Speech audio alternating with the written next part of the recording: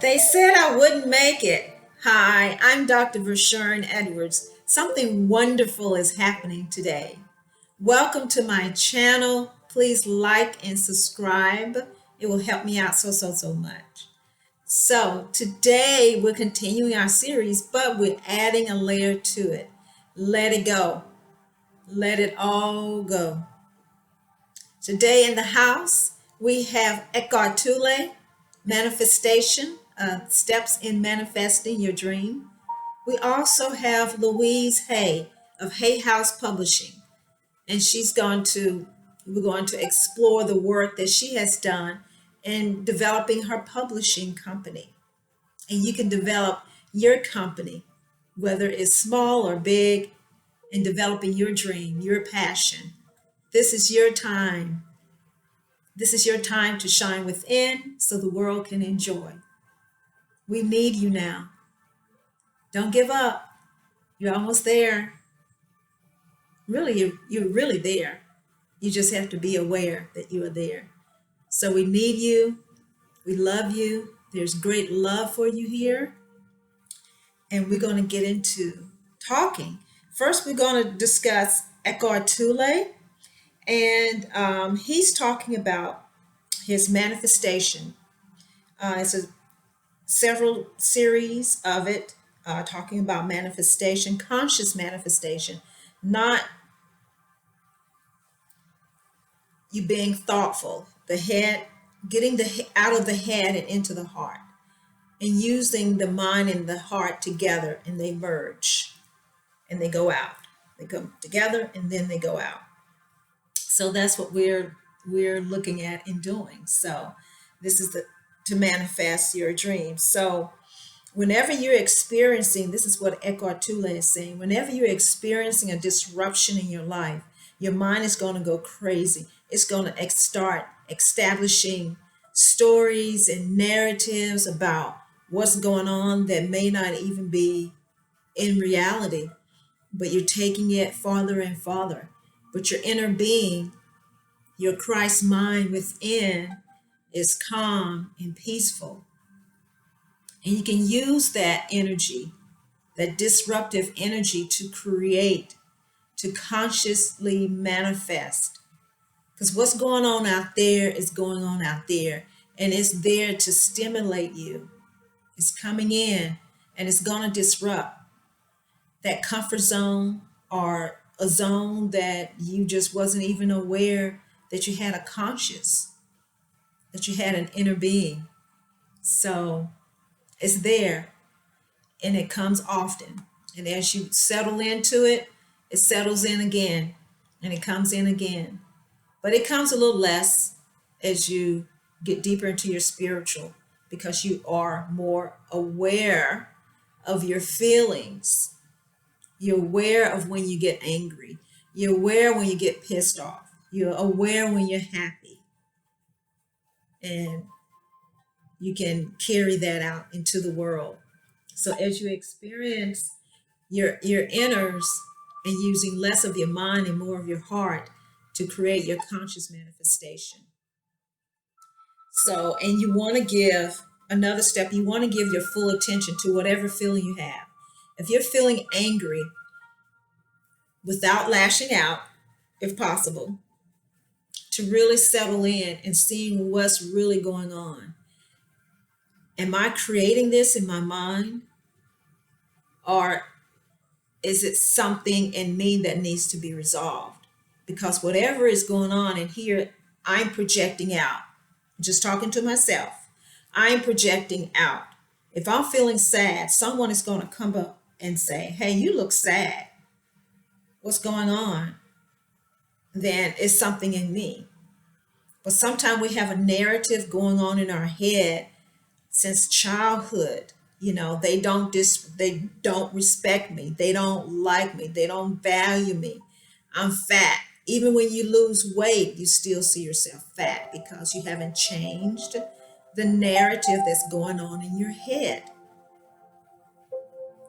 And you're feeling that same narrative, and it's wearing your body down. It's wearing you down, and you're getting tired.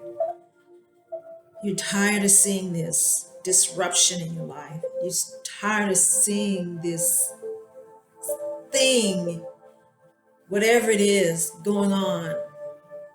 You're tired of it.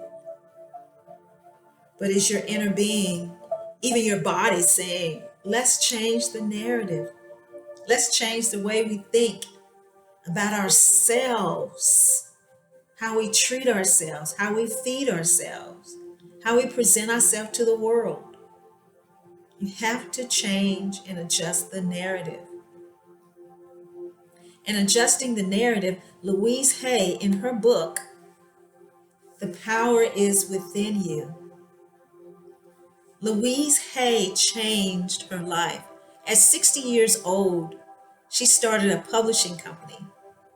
She started a publishing company. She had no money.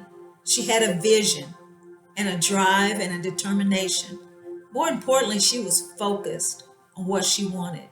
And the universe conspired, inspired, and sent the right people to her to assist her. I remember one of the articles I was reading about Louise Hay is that she didn't know where the money, she moved, something told her to move, and she didn't know where the money was coming from. And a lady, I think she was just talking, a lady wanted to publish, wanted to invest in her company.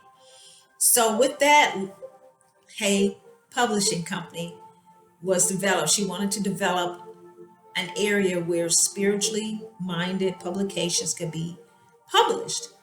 And she has done that beautifully, successfully, passionately. But she didn't give up. She didn't give up. She went step by step by step.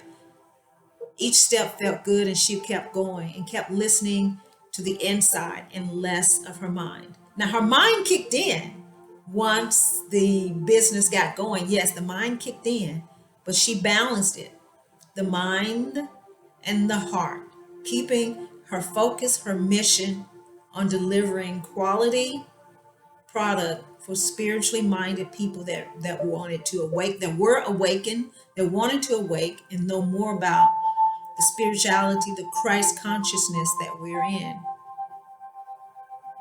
Amazing. And I just want to read a little bit from Louise Hay, The Power Within. I started listening to what I said. I became aware of my self-criticism and I tried to stop it, but I began to babble affirmations without quite knowing what they meant. I started with the easy ones, of course, and a few small changes began to take place. I got the green lights and the parking places, and boy, did I think I was hot stuff. Oh, wow. Um, I thought I knew it all, but very soon became quite cocky and arrogant and dogmatic in my beliefs. I felt I knew all the answers. In hindsight, it was really my way of feeling safe in this new arena. When we start to move away from some of our old, rugged, and rigid beliefs, especially if we've previously been in a control, it can be very scary. It was very frightening for me, so I would grasp onto whatever would make me feel safe. It was a beginning for me, and I still have a long way to go and still do. Like most of us, I didn't always find the pathway easy and smooth because just babbling affirmations didn't work all the time. I couldn't understand why. I asked myself, what am I doing wrong? Immediately, I blamed myself. Was this one more example of me not being good enough? That was a favorite old belief of mine. At the time, my teacher, Eric Pace, would look at me and refer to the ideal of resentment. I didn't have the faintest idea what he was talking about. Resentment? Me? Surely I didn't have any resentments. After all, I was on my path and I was spiritually perfect. How little could I see myself then? So Part of what Louise Hayes is saying in the power within you is that you got to feel it. It has got to be real in you. You have to feel it within you. That and feeling very passionate, and it's like a bunch of wild horses won't stop you from accomplishing your goal. And that's what you want to do. You want to keep going and feel so passionate it just consumes you. That's all you think about, you talk about. Your friends are tired of hearing about, and you stop telling your friends because your inner being is saying, keep it to yourself. It's not time to share it yet. It's not time to birth your desire. Just collect all the information you need and start working on it and believing it and feeling it. You have to feel it. The power is within you. You have the power. The power is in with you. Use it. Something wonderful is happening to you today. I am Dr. Vershern Edwards. As always, we want to end with something good to drink and eat. Today they brought me tea, red tea. You can see the tea? It's red. I think this must be one of my best tea. Too blessed to be stressed. Stay connected. At times you have to ignore what's going on the outside and focus in on what's going on within you and find that peace that resonates, that surpasses all understanding. Also in the Bible with Joseph, when he was treated poorly by his brothers and put in a pit, and thank God people came by and rescued him. He didn't know why. He had a vision. He was sharing his vision innocently with his siblings and sharing like anyone would. But his siblings didn't see it that way. They saw it as a threat. They saw it as a threat and they wanted to squash it.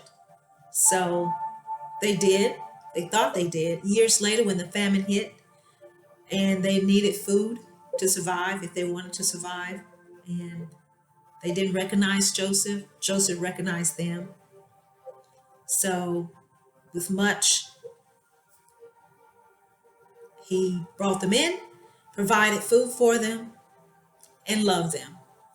Don't know all the processes he went through, the emotions and ups and downs of it, but it happened. It was resolved peacefully, and we can resolve things peacefully. That's why God gave us language and a mind to think. So we can resolve and gently get out of situations or not create them to begin with. Because when you're doing conscious manifestations, you're aware of your feelings, your emotions. And if it doesn't feel right, no. If it does, move forward. Even if it feels right to move forward, you still may have a trepidation. It still may feel a little off. Yes, it's a yes, but it's a slow yes. So be gentle with yourself. Also find something great to eat, something good to eat. I'm eating hummus, celery, and carrots. Hummus. And this carrots, so good. Like I said, eating with your mouth full is highly underrated.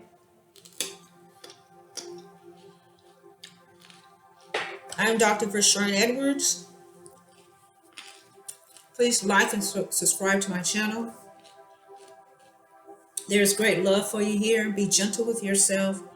And remember, the power is within you.